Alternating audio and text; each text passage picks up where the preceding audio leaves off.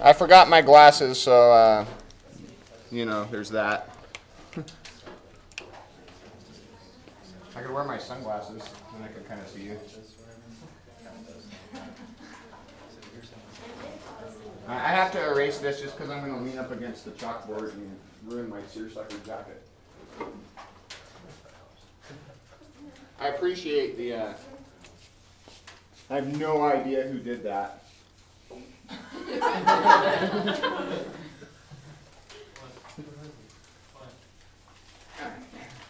Okay.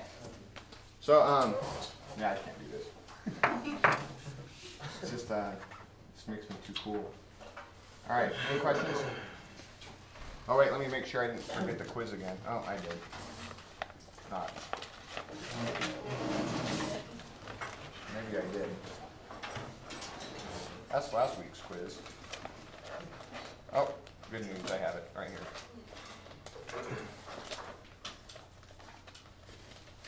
Well, this will be one of those good ones that you don't have to drop. I think I'm dropping 3 anyway, right? Yeah. And then if you went to the Jewish mysticism thing, that's 4. And then the rest are just a little bit more than 1% total on your overall, so it'd be like getting. So say you got 5 out of 10 on the quiz. And then if you missed them, if you got bad grades because you went there because you have too many absences, you're kind of screwed anyway because of the absence policy. So there's really, like dropping the quiz grade wouldn't really help anyway. But I'll look into it. I appreciate crazy scrawled, threatening notes written on the, yeah. The absence policy again. Yeah, you said something about absence policy. Yeah, it's in the syllabus. It's like 2%. I forget what it is exactly, but yeah, it's if you miss. I mean, if you get sick and you've been in contact with me, then you don't really have to worry about it. Yeah, it says students that exceed 2 absences at the semester's end can expect 2 full percentage points deducted from their final grade for each additional unexcused absence. Yeah. I know, brutal. But then if you don't have that, then nobody comes to class. All right, do you have any questions? Glad this happened after the evaluations. No questions. If you have anxieties, which I see some of you becoming very anxious, just contact me and we'll talk about it. Yeah. So did Perdita and I forget the Prince guy, did they actually get married, or did they just like understand that they could get married if they wanted to? They did get married. Yeah. They did. Okay. Yeah, it went off. It was an off scene. Oh, okay. I think that's what I understand. I mean, I don't know. I've written on this 3 times and I don't remember.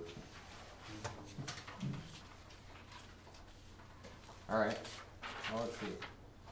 It's that massive Act 4-4. Yeah. I know. It's lots of hacking. What is the very bond of love? Wow, that's good. Prosperity. Yeah, that's pretty cynical, huh? True, though, if you look at the statistics. That, and then you know about the 5 compliments to every criticism rule. It's the best predictor of your relationship success. Is for every time you say you want to criticize your significant other, give 5 compliments. So we have that rule in my house. So I'm sitting there, I have a list of stock compliments. They're like, oh no, it's coming. I do it with the dog even. I don't want my dog to leave me. All right, no questions? You sure?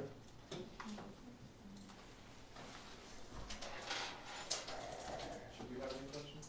Yeah, I mean, I don't know. I mean, is it that straightforward, or did you just do we have another one of these situations where it was too long and we just said screw it? So I mean, you don't want to. You're just gonna. I suspect we'll. Yeah. It's a shame. It's a good play. Wait, so how is it a tragedy if his wife comes back to life and all these things seem to be actually kind of nice? Is it a tragedy?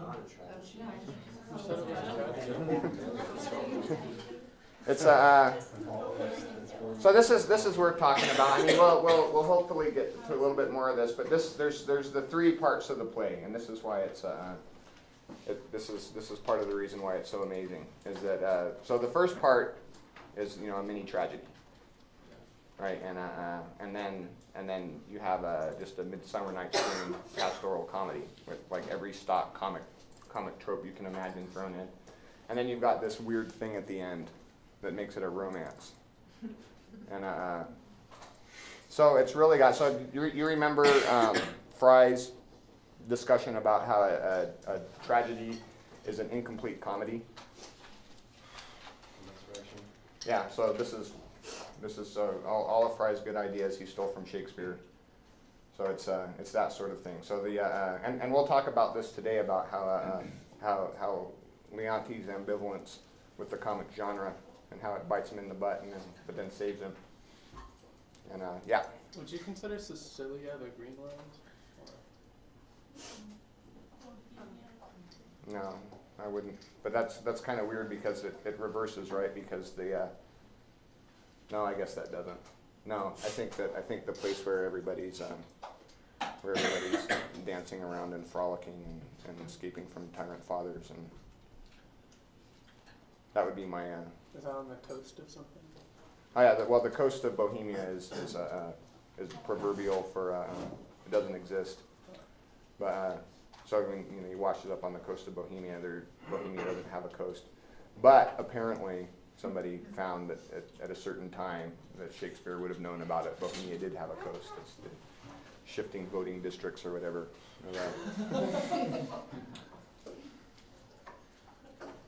So we all got to meet Autolycus, right? Do we love Autolycus? Autolycus is my favorite. I like when he narrates what the person they need to look out for looks like and his name. He just describes himself. He says, "Yeah, look out for him. He'll steal from you," and steals from him. It's like it's a apocryphal story of Michael Jordan explaining a long series of moves he was going to do to his defender, and then doing it, and then just doing it over and over again every time down. And it was so good that that's Autolycus. He's the Michael Jordan of whatever it is that he's doing. Or rather, we'll say that Michael Jordan is the Autolycus of basketball. Okay. Well, so my favorite part is with Autolycus is when he's sitting there pondering about how he could make a profit if he sells out the prince to the king, and he won't do it. Does anyone remember why? Yeah, because he's to be inconsistent with his profession. He's got professional. He has to be a true knave. Yeah, you got to have standards, man. You can't just go around being a half-ass knave, Yeah, and then so as we'll see that Leontes, like Othello, has a big problem with chance, and chance is a little bit different in Bohemia, right? You remember? So like, what is the happy couples, the happy fleeing couple? You remember when what's his name?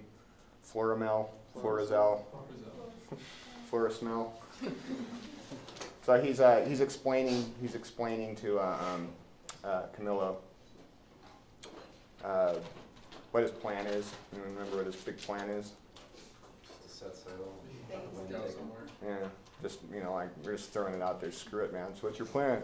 Just gonna get a boat, start sailing, man. And then Camillo. So does that work as a comedy? Because Camillo sort of he thwarts that and gives him a good idea, but from his perspective, it's still chance, or is it? Does Camillo sell him out? Do you think that do you read that hostily, like he ought to slash Camillo's throat since he takes the throne? I would. That's a sellout. You don't do that. You can say, "I'm going to tell your dad," and be upfront about it, but don't be like, "Oh yeah, do this. Here's the plan," and go. Actually, I miss Leontes. I've got a woman's longing for him.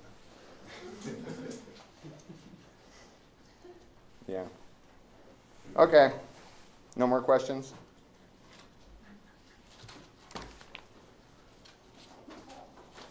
Yeah, the other one you shouldn't need a hint on. If you read it, you'll get that. So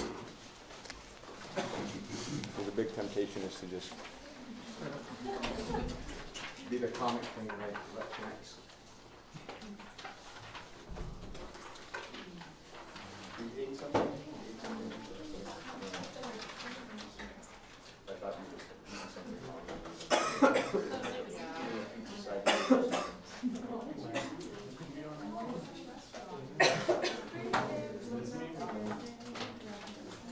You got skip it?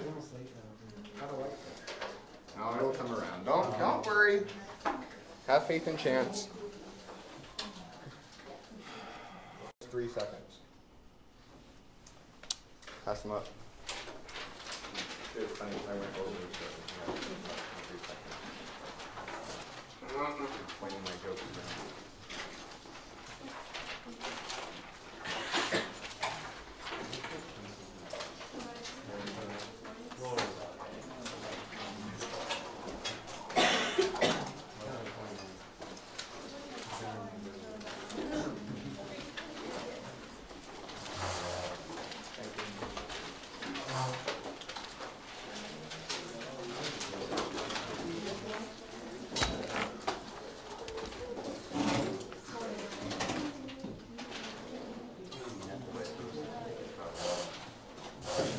So why was Autolycus's thing significant? It sets them up, like sets up the whole play as a comedy, essentially. That'll work. Anybody else want to field their? So the thing is, even if you have something, yeah. I said because it would have made everything else, like, it would have caused, like, less problems in the end. Like, if you had just said it, like, there would have been, like, all the drama, like, trying to figure everybody out. If you just said, hey, percent. Yeah. It is ironic in the Alanis Morissettean sense that nobody believes him. Because that's his hustle is that he can just go around telling the truth and no one believes him. But then he has the secret to the whole thing and nobody believes him. It's a good character. All right, and then the forest smells. Why is that significant? This is a gimme. Again? Are you coming in drunk? Be honest. Okay. Oh, because of comedy and chance, right? So that forest smell is willing to throw everything to the wind. And then Leontes, we all got that right because obviously he's the. I like the idea of in my one of my papers on it. I talk about the difference between a resurrected maternal figure and a zombie from the grave. About how the staging tries to make that less frightening. Why did they wait 16 years to reveal to him that she was alive? Like, I would be mad. I mean, her whole life's over. She spent her whole life in either dead or in a in a basement. Yeah, in a basement.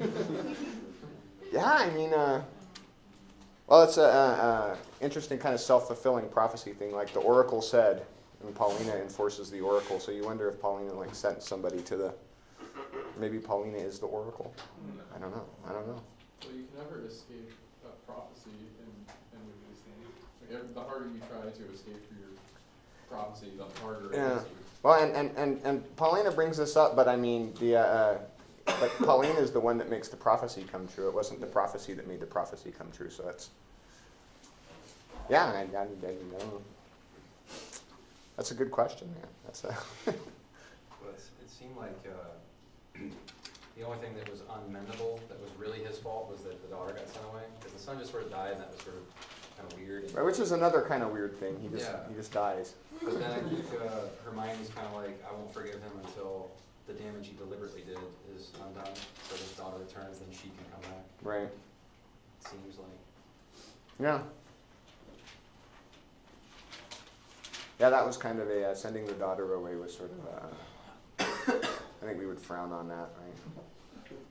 We also frown on burning her. This is what he was going to do. What was the order of the speakers?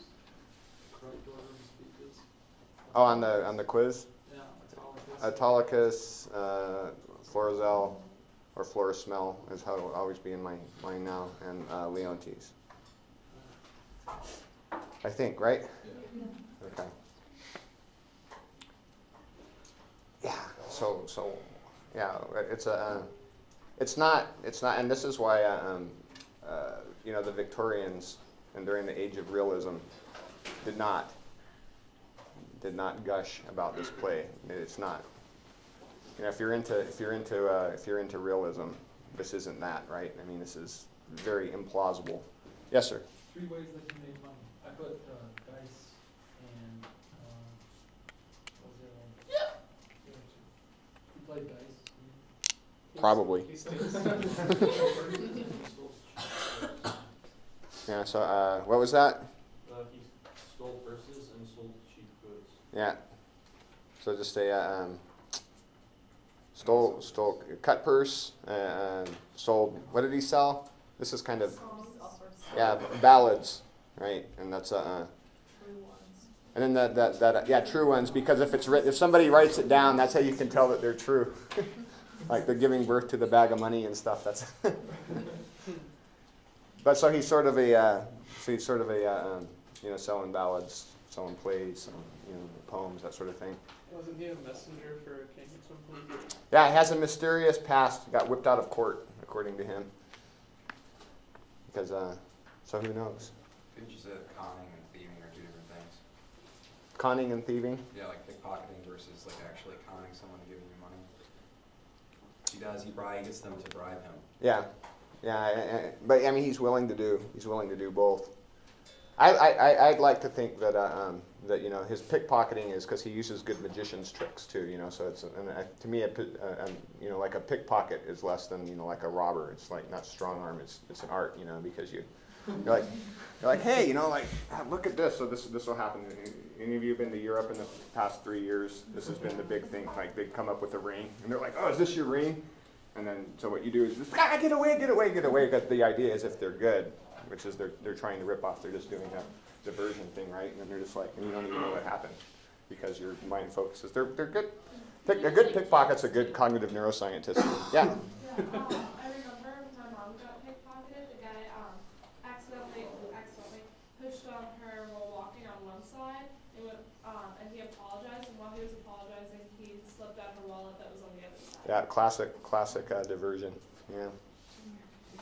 Yeah, that's a. I respect a good pickpocket, but that's why I just get my perimeter and I'm just like. It's like you might steal my wallet, but if you come in my personal bubble, I'm gonna punch you. They use kids in Prague too. They have little kids come up and distract you. Yeah, good stuff. There's a. If you're into that, I just read this book. It's called Sleights of Mind. It's about the cognitive neuroscience of pickpocketing and magic tricks. It's fun stuff. I've seen ones that can they will steal a watch off your wrist and you won't even know it. That's how good they are. Yeah, I mean they come up on, so you come up on stage and it's like, I'm going to steal your watch. Yeah. Yeah, right. And then there's just this like. Yeah, it's an art. All right. Well, I guess we should get through the lecture. We're not looking good because I'm still on only card number 9 from yesterday's or Monday's lecture. And this is the fun one too because all right, so let's go back in time. We're talking about the debt that Polixenes. I swear I spelled it wrong so many times it changed it in my head. We'll call him Polly. But Polly's skipping out on a debt.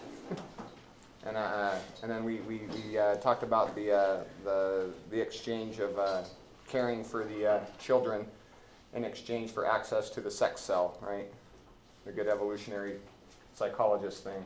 And so his debt on leaving at the time when she's about to give birth is he's skipping out on his debt because he's supposed to, in the evolutionary bargain, he's supposed to stick around and care for the kid, right? And so he's passing his debt on to who? Yeah, so Leontes doesn't get the access to the sex cells, but does get. But this is just a hallucination because we all decided that we don't really think that it's Polixenes' kid, right? At this point, is there anybody willing to say that this kid is a bastard? So what we're going to do right now is we're going to proceed as if we were a jealous husband, like an irrationally jealous husband building a paranoid scenario about what happened. All right. So let's say that because this is a biological thing, this is your inner primate that would be upset about this sort of debt thing, because this wouldn't be our access to it consciously unless you had read an evolutionary psychology textbook would be muddled. You wouldn't be consciously thinking that, oh, he had access to the sex cell, but I have to raise the young. That's not how we primates do it. So it's so it's going unconscious. So there'd be an unconscious suspicion, right? I've got to find a better way to talk about unconscious stuff. So if that were Leontes' motivation, convincing Polixenes to stay would be evidence that that's not what's going on, right? Because why else would he? Why is he so intent on this guy hanging around? It's been 9 months. I don't know how friendly you are with your guys, but I got some dude staying in my house for 9 months.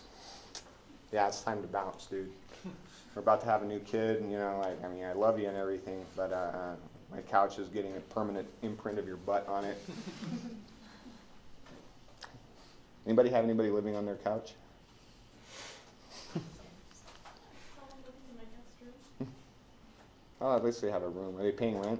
No, not yet. Oh, yeah. All right. We got to get through this lecture because I got so much to do. All right. So, but as happens, if Hermione and not Leontes convinces him, then that would just show his suspicion that he's not only in danger of just being cuckolded, but also full-blown losing his mate. So, Hermione, let's look at line 28 on 1-2, page 6.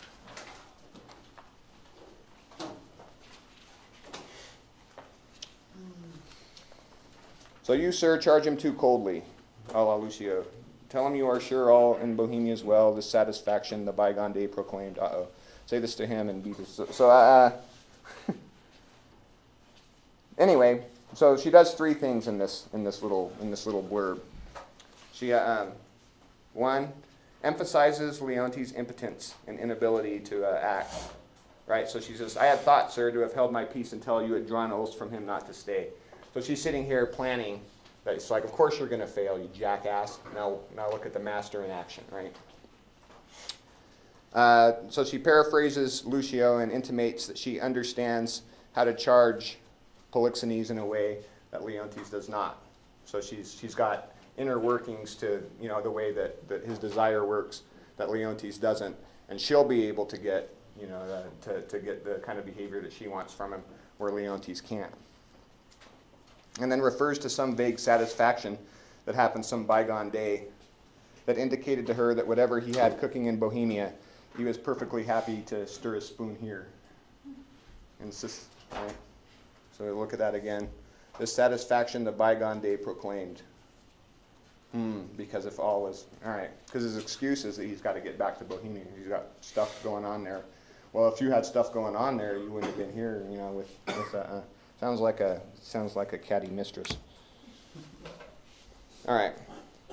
So here's good. Somebody give me a ham reading of Hermione from 34 on.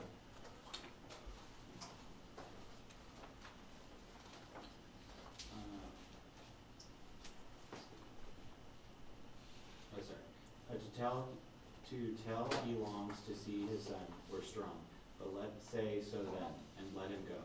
But let him swear so, and he shall not stay. We'll fact him hence with distaffs. Yet of our royal presence I'll adventure the borrow of a week. When at Bohemia you take my lord, I'll give you in my commission, to let him there a month behind poor party yet good deed, Leontes. I love thee not ajar, oh there clock behind. What lady she her lord, you'll stay.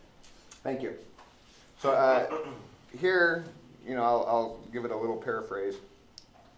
So she slights Polly's relationship with his son. So that's kind of weird. Why would she do that? She's like, oh, you don't really care about your son. He says, I love my son. No, you don't. So maybe she has a replacement in mind. Maybe she's like, oh no, that's your old nest. Let's. So I'm just saying this is we're just doing a jealous husband primate reading of what's going on here, right? And so if he avows his love for his son, she won't just let him go. So say you love your son, and not only can you go, but we'll thwack you away with distaffs. Thwack is a great word. I want everyone to use thwack more. And so, hey, we'll beat your ass off if you're going to say that your son's important. And distaffs are they're little sticks used by women to spin flax. So that's what that is, in case you were wondering. Then she offers in exchange to let Leontes stay away longer. So if you're feeling the buds of jealousy, hey, as a prize, you can keep your ass out of here for a while. I hear there's going to be some hot shepherds in town that time of year. And then this delightfully dispassionate profession of love for Leontes. I love thee not a jar of the clock behind, what lady she her lord. Oh. So this recalls, let's turn the page real quick. And because this tells a lot. And then Leontes was, I'm on page 9, it's like 101. Why, that was when 3 crabbed months had soured themselves death, ere I could make thee open thy white hand and clap thyself my love. Then thou didst utter, I am yours forever. What is he talking about? Yeah, Yeah, so is this a hot, passionate comedy engagement? 3 crabbed months, this is not, this is, so let's look at the dynamic here, all right? So do you think maybe she was really as swept away with him as he was with her? No. Yeah, so this is sort of a, this kind of puts a wedge in the party, right? And I don't know if you can really ever forgive somebody for not falling in love with you all of a sudden. So this is probably, her decision to marry is a product of rationalization and weighing things, probably familial pressure. He's a king. He's a king, honey. So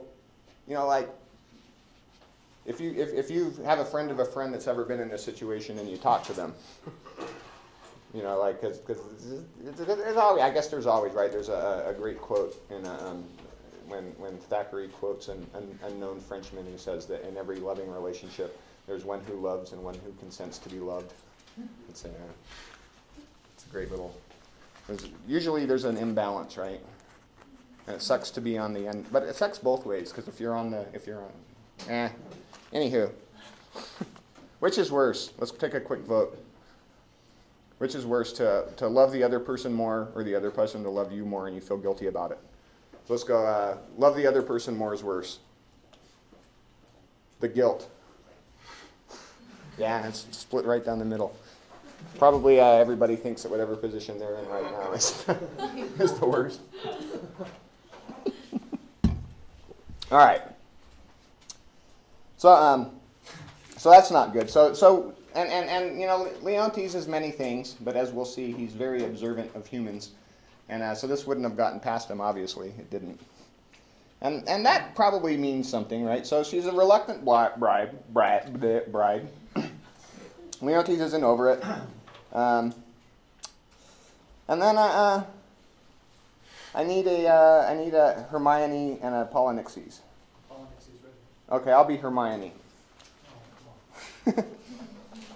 All right, I need a Hermione, but I need a dramatic reading of Hermione. I want Kate to. Okay. You've been by request. Let's go to start at 46, Hermione.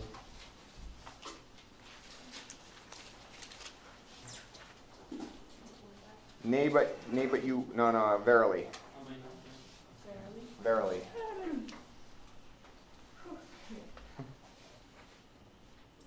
Verily, you put me off with limber vows, but I, though you would seek to unsphere the stars with oaths, should yet say, Sir, no going. Verily, you shall not go. A lady's verily is as potent as a lord's. Will you go yet? Force me to keep you as a prisoner? Not like a guest, so you shall pay your fees when you depart, and save your thanks. How say you? My prisoner or my guest? By your dread, verily, one of them you shall be. Your guest then, madam.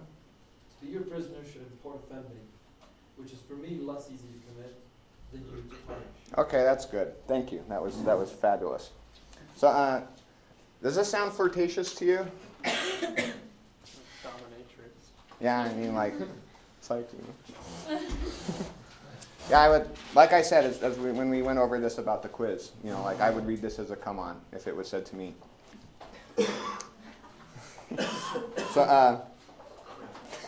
So just as a side note, note how perfectly she plays the role, and I mean it's playfully, but of the woman deceived by the quote limber vows, that is not willing to let the care for sex exchange go unpaid. You shall pay your fees or be imprisoned, right? So she's doing playfully, but if she were a wronged primate, this would be a perfectly rational, well, reasonable response, right?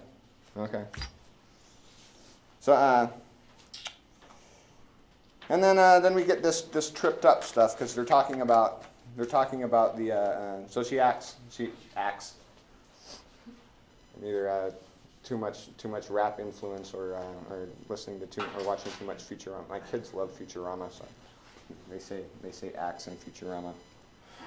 It's a legitimate form. Sort of ask. Acts.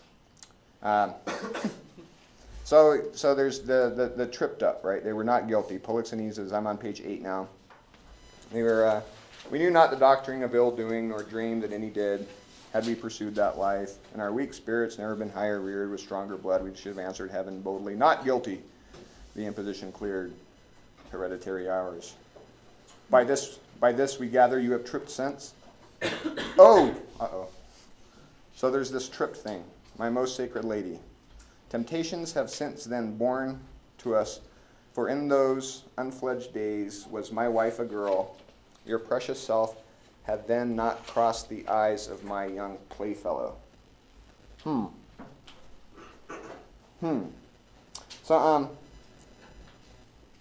I see how Leontes might have misinterpreted Polixenes talking about tripping, right? So tripping is it's a sex metaphor, no? No? In M&M context, maybe? Yeah, so I tripped and fell in. It's an old joke.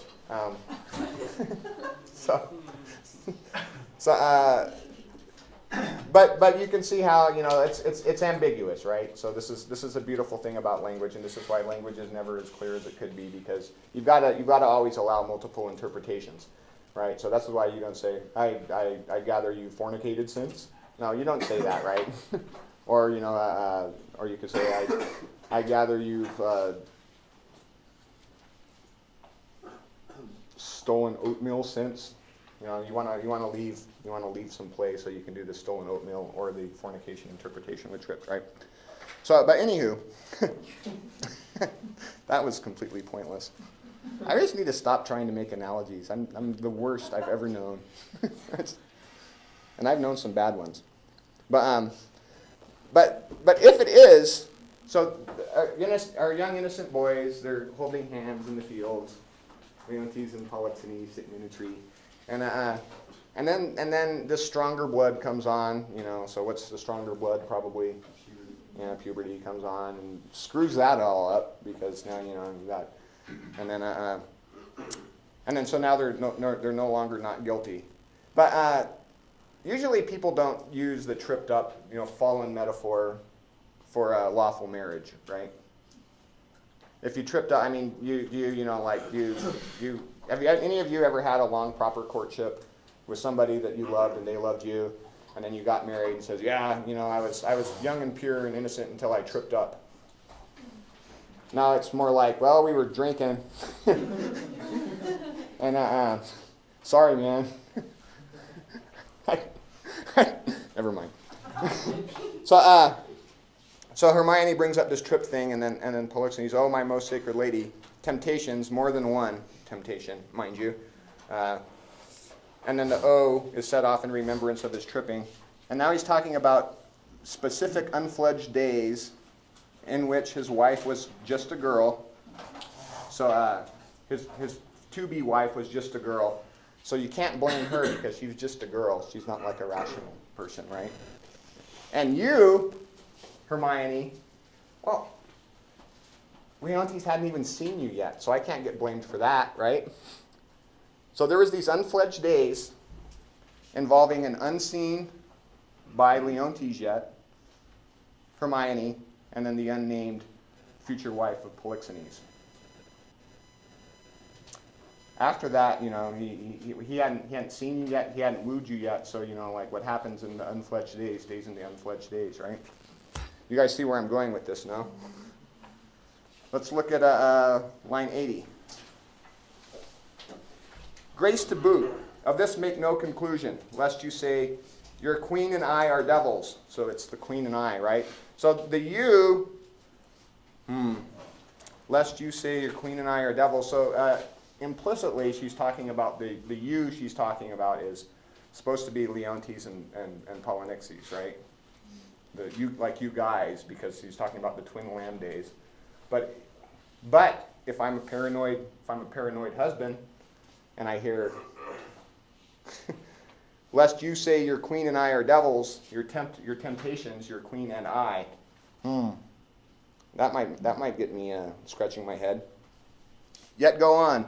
The offenses we have made, you will answer. If you first sinned with us, and that with us you did continue fault, then you slip not with any but with us. So she's drawing the circle around the an interesting dynamic of the threesome, right? And I don't want to go too far into this, but so what exactly happened? And, I'm in my non-scientifically verified observations, I have found that most heterosexual men that I know do not relish the idea of having his significant other having done this sort of thing, having had his wife done this sort of thing with his best friend back in the day or otherwise, right? I don't know. Let's take an informal poll. Let's just go for of everybody. Anybody really like the idea of their significant other having big, great, hot sex parties without them before they got met, before they had a cold courting? Anybody into that? Okay, good. I don't have to deal with that contingency. So if I'm Leontes, and the language I'm hearing is making this a plausible scenario, I'm going to be because remember, I'm not saying this happened. I'm saying this interpretation is there in the language that Hermione and Polixenes are saying. And so on some level, if I'm a jealous husband, I might be catching some of this. And so I'm not saying that Hermione has a vast and rampant sexual history with Polixenes. I'm not saying that they have an implicit agreement to allow Polixenes to frolic with and then impregnate Hermione, only to leave Leontes too, like the chump that he is. For the guy that had to wait 3 months before even getting the hand of a girl who's down for threesomes in the woods to feed and raise this other guy's children's. But I'm saying that Leontes is not necessarily crazy or mad if he suspects this at this point. We on board? All right. This is good confirmation bias. I saw one nod, so I think that we're all on board. So Herm, or I'll call Hermione for shortening purposes. So, words before Leontes' breakdown seems to confirm, because Leontes says that twice she's spoken to the purpose, and those two times are to one. What was the first time she spoke? Yeah, to accept Leontes, and then two, to get Polly to accept. We'll call them Leo and Polly. So she accepted. She condescended to allow Leo to love her, and she has the other kind of relationship with Polly, right? She's doing the begging with Polly, while Leo's doing the begging with her. And sure enough, how does Leontes respond? Well, she says, "The one, 'tis grace indeed. Why, lo, I have spoken to the purpose twice. The one forever earned a royal husband, the other for some while a friend." So she gets a dad and a cad, right? On the one hand, she has she gets the royal husband forever and a play buddy on the side for some while. And we remember this is a strategy, right? I'm sure you have friends of friends that have employed or had this strategy employed on them.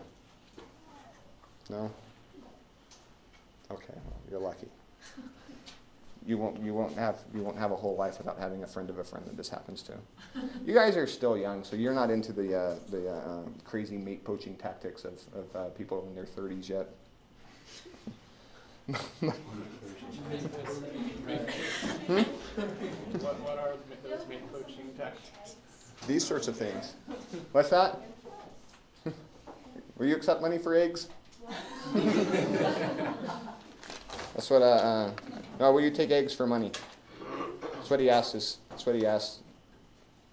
Ostensibly Mamelius. That's weird. There's another dilemma. Is he in love with his son? I don't think so. Is he jealous of his son? Like, when does he completely lose it? Who whispers? Who does the whisper that sets off the whispering nothing? Hmm? He does. Who's he? Well, Leontes did Camilla. That's actually true, isn't it? I was gonna say the son because he's whispering the Winter's Tale in Mom's ear.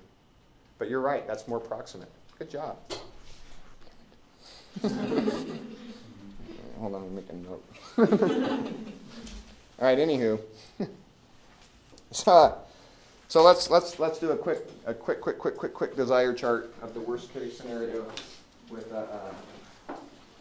Polly and Herm.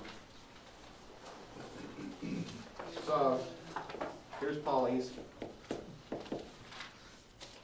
B1 is to impregnate female, enjoy sex. G2, no obligations. Relationship with knowledge. Follow your instincts. Solution. No, not this time. We got a clear solution. Cuckold Leo. So, and Herms.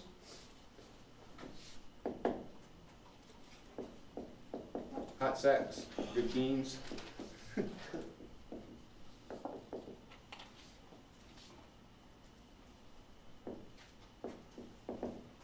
Rich, stable, chump husband she can count on.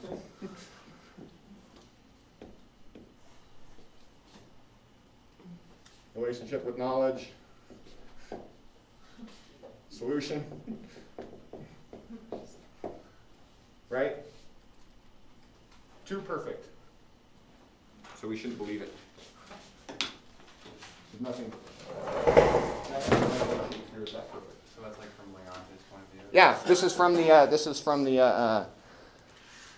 the perspective of the paranoid perspective of the jealous husband.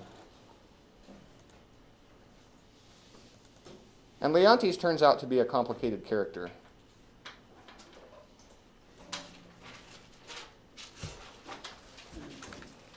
Okay. So while this loads up, let's look at his snap. As we ought to expect, having read Othello, the vivid description of the precise scenario of the cuckold fantasy sets off some serious machinery, right? Too hot to mingle friendships as far as mingling bloods. I have tremor cordis, so he's right? Like that. It's hard to pull that off. There's no O, but there's 6 of them. Too hot. So what does to mingle friendship far as mingling bloods? Bloodlines all uncertain. Yeah, so we've got uncertain bloodlines, uncertain paternity. I think it's not glossed at all here, it looks like, but it's often glossed as to the saying that if Polixenes and Hermione keep on this flirtation, it's going to end up mingling bloods, which is it's, you know, most people didn't really believe this, but it was a sort of folk medicine theory of how pregnancy happened, was that when you had intercourse, you mingled bloods, and the mingling of the bloods somehow produced a child. So mingle bloods is a euphemism for doing the nasty. And yeah, so or maybe I also offer, I think this would work too, that to mingle friendship far as mingling bloods, which is in sharing girls. You know, like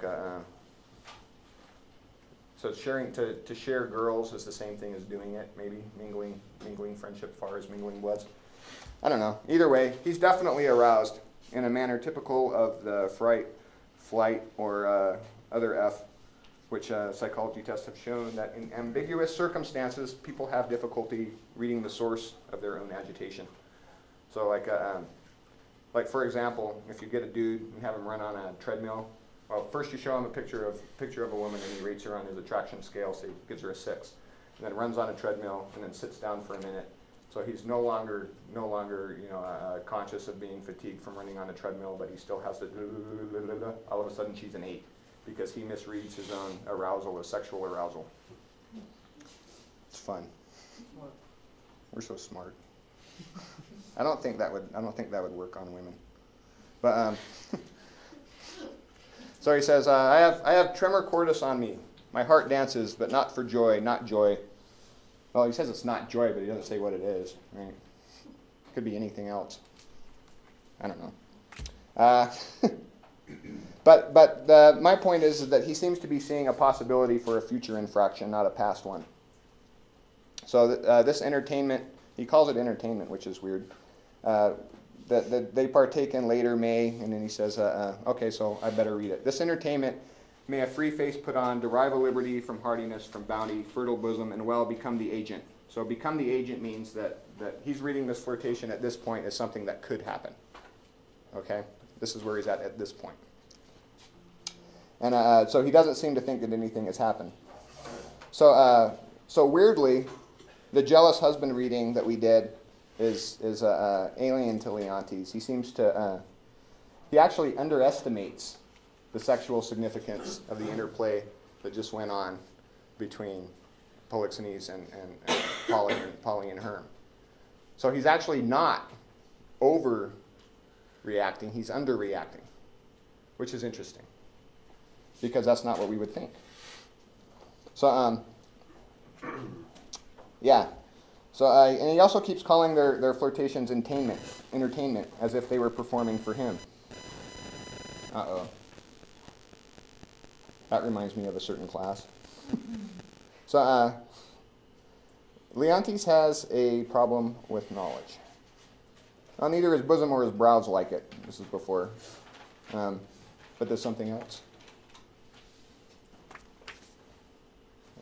It's a name joke. I'm sorry. I apologize to you. I'm sorry. Accepted. Yeah, thanks. So, and then he snaps. So, so what do we know about Hermione? So let's rate these on a scale of 1 to 10 on likelihood. You know what? Let's not. Let's do the PowerPoint. Nope, want that one on. There we go. All right. Reading Leontes. So this is, we are going to be, not the one we were just on. We're looking at after the exchange, I, my good Lord, on the next page, page 10.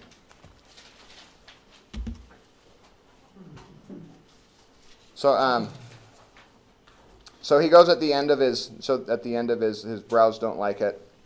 Then he shifts his attention to his son, which he should, if he's a primate, because that's the real thing in question. So remember, at this point, before he switches to his son, it doesn't occur to him that his son's not his. So we're watching him sort of manufacture this. So then he starts, he evokes this biological breeding metaphor involving steers, heifers, and calves. And yet the steer, the heifer, and the calf are all called neat. Neat, of course, means having horns, right? And then he begins building this long conceit about his imagined cow breeding idea. So we're down to the beginning of the speech. Thou want'st a rough patch, and the shoots that I have to be full like me. What does that mean?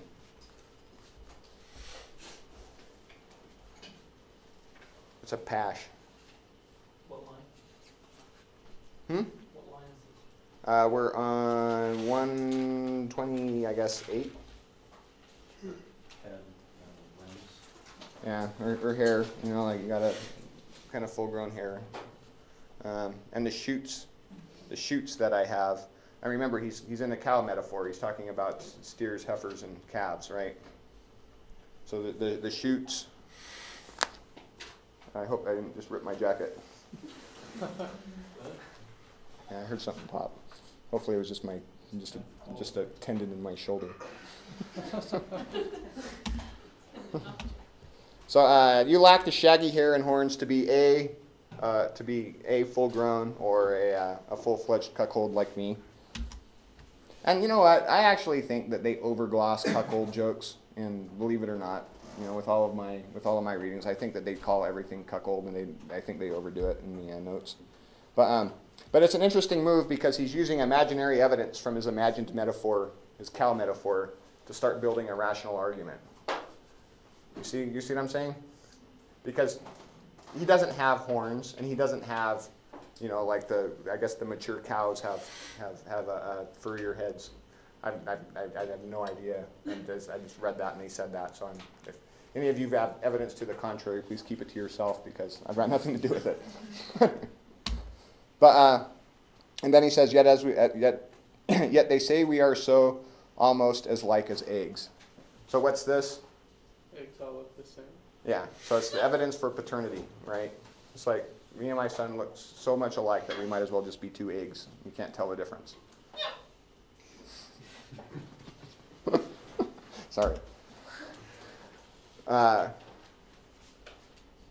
So anyway, I say that Leontes was confused by taking his conceit too seriously because he now loses his faith in his own power of sensual judgment, or ocular proof from Othello, because he's talking about what they say. That's now his evidence, right?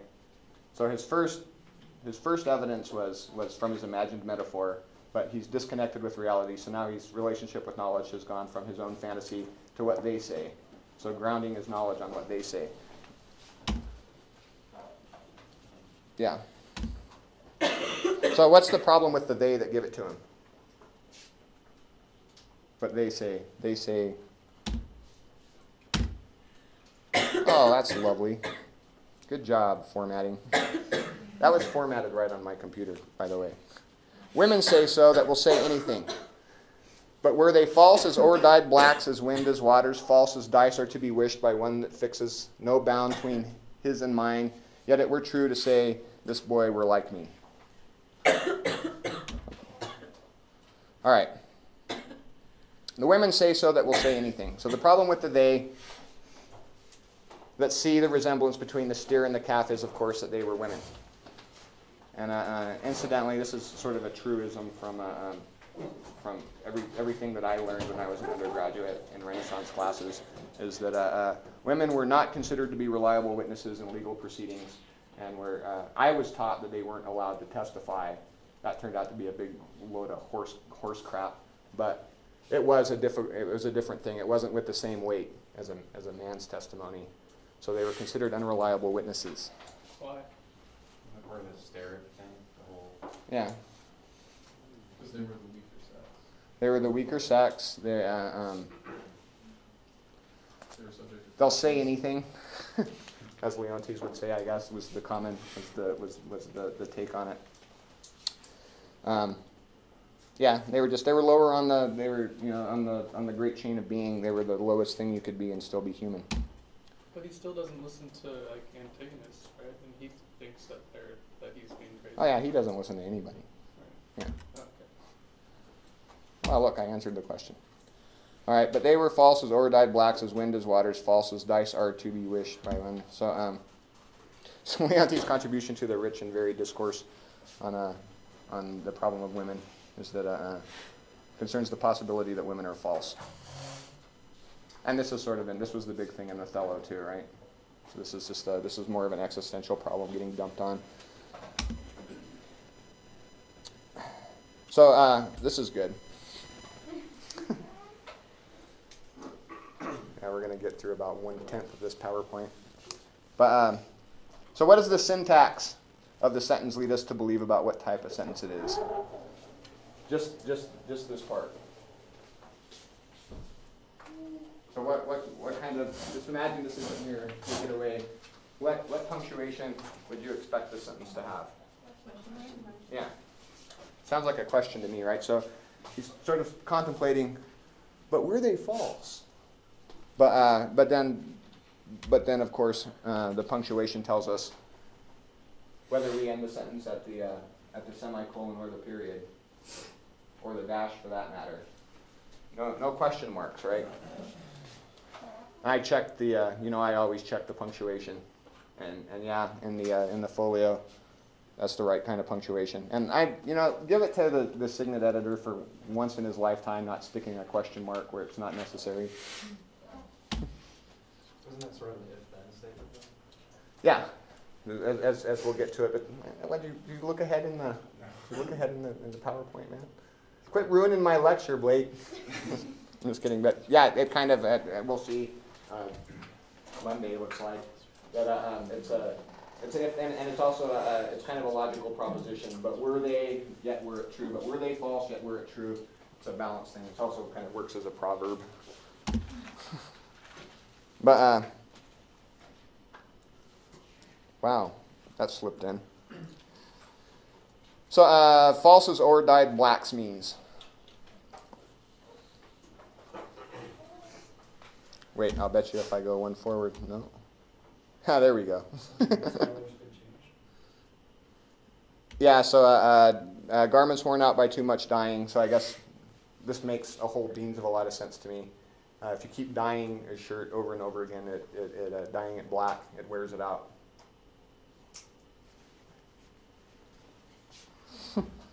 How is this false?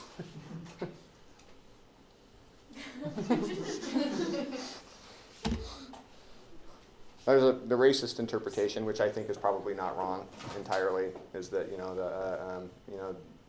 this was before the radical enlightenment and elimination of racism, as that we all know exists now. But yeah, right.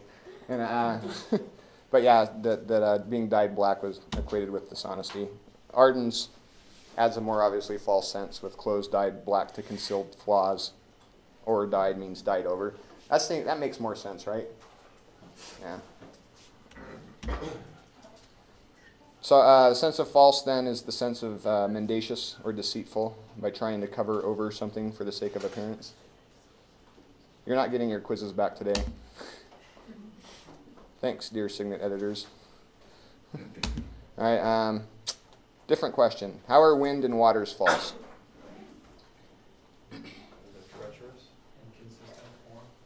Inconsistent, treacherous. Are they mendacious, deceitful? They lie to you all the time. They lie to you all the time. Yeah, only if you're cuckoo, right? But if they're deceitful, then that implies an animistic world like the one controlled by Puck or Ariel that gives wind and water powers of intention. I might be wrong, unlikely, but there seems to be no evidence of this kind of magic at work in the play. You might disagree. Keep it to yourself. Possibly died too much. Wind and waters are false because you can't count on them. Because you can't count on them because they are unpredictable, inconstant, contingent, like comedy. They are not true in the way that a true line or a true spoke on a bike is not. They are not evil, you just can't count on them. Right? So false as in just wrong, as in off, bent, crooked. As dice are to be false as dice are to be wished by one that fixes no bound twixt his and mine. Yeah, what kind of false is this?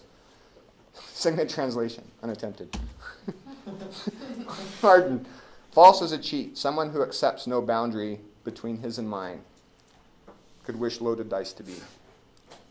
So in this idea is you've got a guy that's loaded some dice, and he wants the roll to be false because it wouldn't be a true roll, because a true roll on true dice would be completely random, right?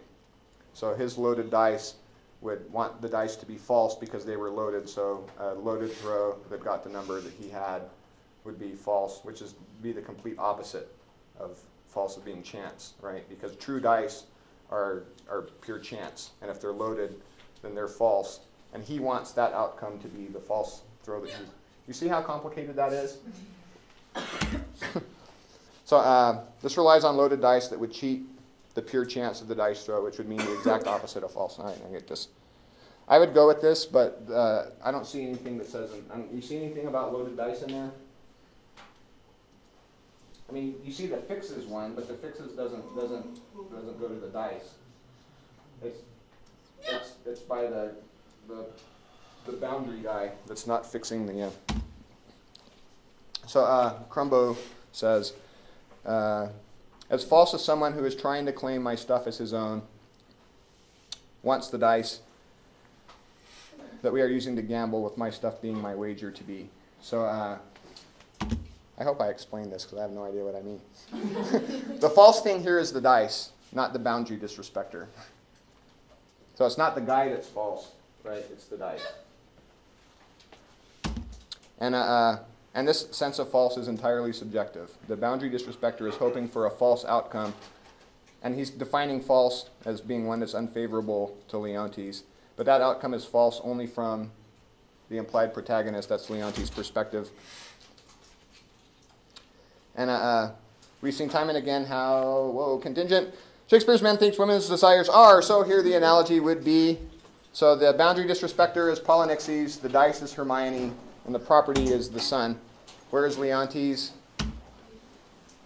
So the implied protagonist is defied, so he's the person that the dice would be false to, center of the world. It's also the person that is using his wife as dice in a gambling game with his friend, cuckold porn fantasy, and let's call it a day. Like the passage identification, are you going to use passages that were on previous pages? Yeah, just like I did with the other, like some of them will be overlaps. More likely they'll be from the same conversation or the same passage, just not the exact same quote. Okay. Yeah.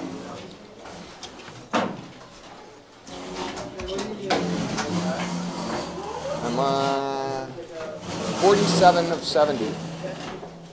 Wow. Yes, sir. Alright, so I was just going to ask, so for that